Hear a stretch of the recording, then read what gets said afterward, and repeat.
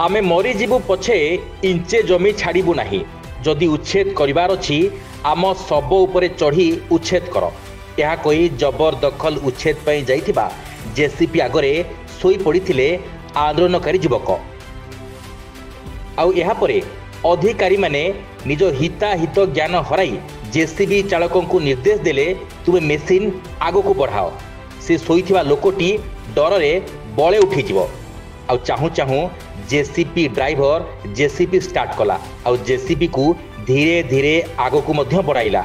किंतु एपटे आगरे सोईथिबा आंदोलनकारी उठिबार सुजोग पाइले नाही।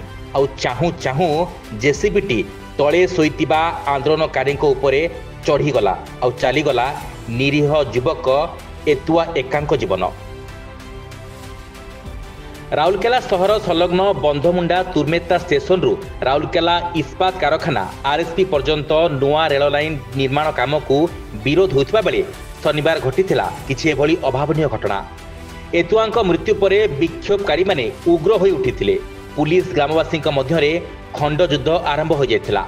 उत्त्यक्त ग्रामवासी पत्थर माड़ करने सह मजिस्ट्रेट भावे उपस्थित थिबा अतिरिक्त तहसीलदार सुरक्षा दायित्व थिबा पुलिस कर्मी आरएसपी अधिकारी एवं जेसीपी चालकों को माड़ मारिथिले।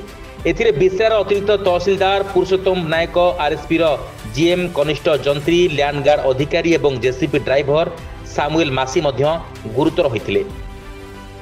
यासह मृतकों परिवार को क्षतिपूरण और न्याय दाबी रे आज बंधमुंडा डी क्याबिन रु डीजेल कॉलोनी पर्यंत समस्त दुकान बजार बंद रही।